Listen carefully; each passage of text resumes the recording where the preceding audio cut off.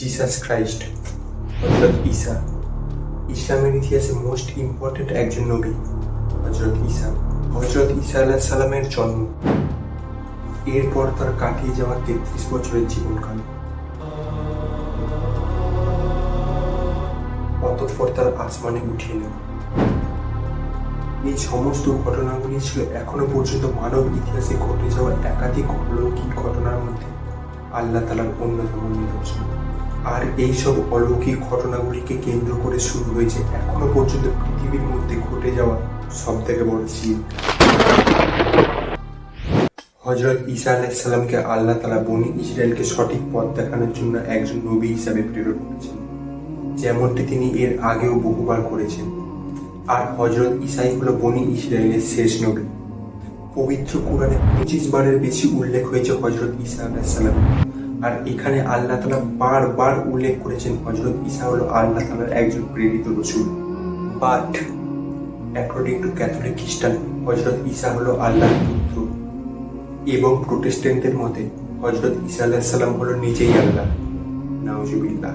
আর এই দুই আকীদাকেই আল্লাহ তাআলা সম্পূর্ণভাবে অস্বীকার করে সূরা মাইদার মধ্যে বলেন, لقد كفر الذين قالوا إن الله هو المسيح ابن مريم وقال المسيح يا بني إسرائيل اعبدوا الله ربي وربكم। নিশ্চয়ই তারা কুফরি করছে যারা বলছে ঈসা ইবনে মরিয়মই আল্লাহ, অথচ ঈসা তো নিজেই বলতো, হে বনী ইসরাইল, তোমরা আল্লাহর ইবাদত করো, যে তোমার ও আমার উভয়েরই আল্লাহ। আর যারা আল্লাহর সাথে শিরক করলো তাদের জন্য জান্নাত হারাম করা হয়েছে এবং তাদের নিশ্চিত ঠিকানা জাহান্নাম।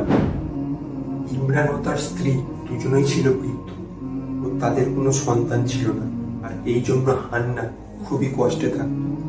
একদিন হান্না তার একটি স্বপ্নে দেখে যে একটি পাখি তার বাচ্চাদের খাবার খাওয়াচ্ছে, আর এই স্বপ্নটি থেকে আল্লাহর কাছে দোয়া করতে উজ্জীবিত হয় এবং সে আল্লাহর কাছে দোয়া করে যে আল্লাহ তাআলা যদি তাকে কোনো নেক সন্তান দান করে তাহলে সে তাকে বাইতুল মুকাদ্দাসের জন্য দান করবে। আর সে সময় যদি কারোর সন্তান না হতো তাহলে তারা এই রকমেরই মানত করত। আর যে সমস্ত সন্তানদের তারা বাইতুল মুকাদ্দাসে দান করত তারা কখনোই কোনো সাংসারিক জীবনে লিপ্ত হতো না, যেমনটি এখনকার দিনে এখনো খ্রিস্টানদের পাদ্রী ও নানরা করে। এর কিছুদিন পরে হান্না গর্ভবতী হয়, আর তার কয়েক মাস পরে ইমরান মারা যায়। এরপর আল্লাহ তাআলা হান্নাকে একজন কন্যা সন্তান দান করেন, মারিয়াম যখন ধীরে ধীরে বড় হতে থাকে তখন তার মা হান্না খুব চিন্তিত হয় আল্লাহকে করা সেই ওয়াদার জন্য, কারণ সেই সময় বাইতুল মুকাদ্দাসে শুধুমাত্র পুত্র সন্তানদেরই সদকা করার নিয়ম ছিল। আর বনী ইসরায়েলরা কখনোই তার কন্যা সন্তানকে বাইতুল মুকাদ্দাসের জন্য গ্রহণ করবে না। আর এই সমস্যা নিয়ে হান্না তার ভাই হযরতে জাকারিয়ার কাছে যায় এবং হযরতে জাকারিয়া আলাইহিস সালাম তার সমস্ত ঘটনা শোনার পর আল্লাহর কাছে দোয়া করে এবং আল্লাহ তাআলা হযরত মারিয়ামকে বাইতুল মুকাদ্দাসের দাস হিসাবে গ্রহণ করে নেয়। আল্লাহর উদ্দেশ্যে হযরতে মারিয়ামকে সাদকা করার পর হযরতে মারিয়াম তার মামা হযরতে জাকারিয়া আলাইহিস সালামের সাথেই থাকতো। একদিন মরিয়ম যখন বিশ্রাম করছিল তখন তার সামনে একজন পুরুষ এসে উপস্থিত হলো এবং তাকে দেখে মরিয়ম ভয় পেয়ে বলল, আমি আল্লাহর কাছ থেকে আশ্রয় চাইছি, যদি তুমি মুত্তাকি হও। তখন সেই লোকটি বলল, আমি তো আল্লাহরই বার্তাবাহক জিবরাইল, আমি তো তোমাকে একটি পুত্র সন্তান দান করার জন্য এসেছি। তখন হযরতে মরিয়ম একটু ইতস্তত ভাবে বলল, কিন্তু আজ পর্যন্ত তো আমাকে কোনো পুরুষই স্পর্শ করেনি, তাহলে আমার সন্তান হবে কিভাবে? তখন জিবরাইল আলাইহিস সালাম তাকে বলল, তোমার রব পারে না এমন কোনো জিনিস নেই, এবং কোনো পুরুষের স্পর্শ ছাড়াই হযরতে মরিয়ম গর্ভবতী হয়ে গেল।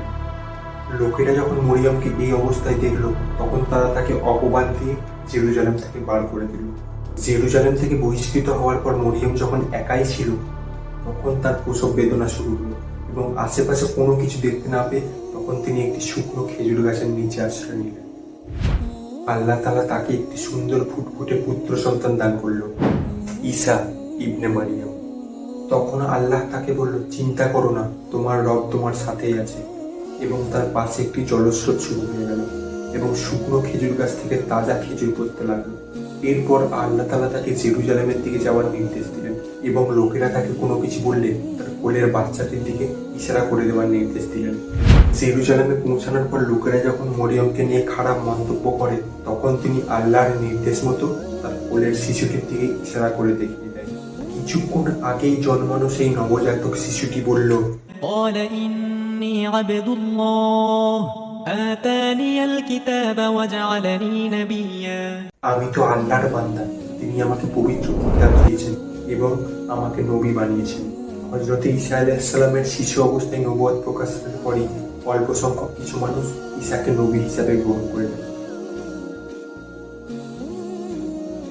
এরপর কয়েক বছর সবকিছু ঠিকই চলছিল, কিন্তু হযরত ঈসার ওপর ইনজিল নাজিল হওয়ার পর তিনি যখন প্রকাশ্যে ইসলামের তাবলীগ শুরু করে দেন, তখন ইহুদিরা তাকে অস্বীকার করে। বাট এই সময় হযরত ঈসার বিভিন্ন রকম মুজিজা দেখে বহু মানুষ দলে দলে ইসলামে প্রবেশ করে।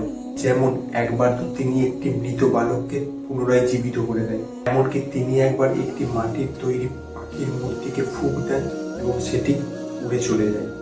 আর এইসব মুজিজা দেখে বহু ইহুদি ও রোমানরা গোপনে ইসলাম গ্রহণ করতে থাকে, কারণ সেই সময় যদি কারো দিন ইসলাম বলে প্রমাণিত হতো তাহলে তার একটাই শাস্তি ছিল। এখনো পর্যন্ত হযরত ঈসার কোনো মুজিজাই কোনো হাই র্যাঙ্ক ইহুদিরা নিজের চোখে দেখেনি। তাই তারা ভাবে মুসলমানদের হত্যা করলেই তাদের ঈমান দুর্বল হয়ে পড়বে এবং লোকেরা পুনরায় তাদের পুরনো দিনে ফেরত চলে আসবে। বাট একবার জেরুজালেমের বাজারে একটি কুষ্ঠরোগে আক্রান্ত লোক লোকেদের কাছে সাহায্য চাইছিল এবং তার গা থেকে প্রচন্ড দুর্গন্ধ ছাড়ছিল এবং লোকেরা তাকে অ্যাভয়েড করে চলে যাচ্ছিল।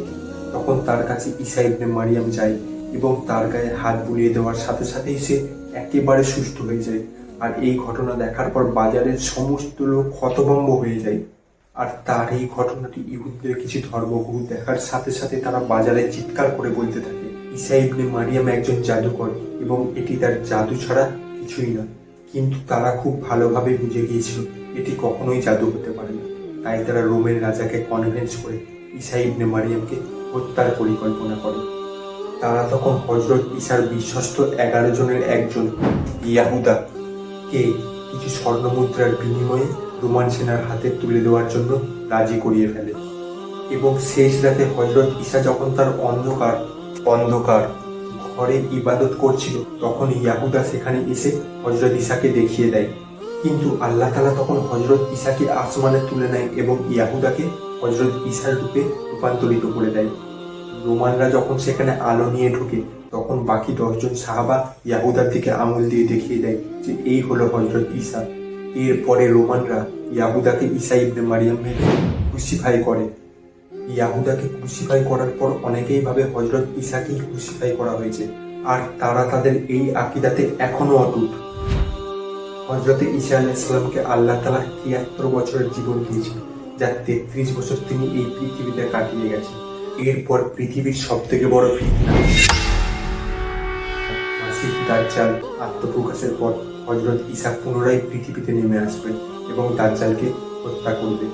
এরপর তিনি তার বাকি 40 বছরের জীবন পূর্ণ করার মাধ্যমে কুরআনের সেই প্রফেসিকে পূর্ণ করবে, যেখানে বলা হয়েছে, والسلام علي يوم ولدت ويوم أموت ويوم أبعث حيا আমার ওপর শান্তি যেদিন আমার জন্ম হয়েছে ও যেদিন আমি মারা যাব ও যেদিন আমাকে পুনরায় জীবিত করা হবে। সাবস্ক্রাইব।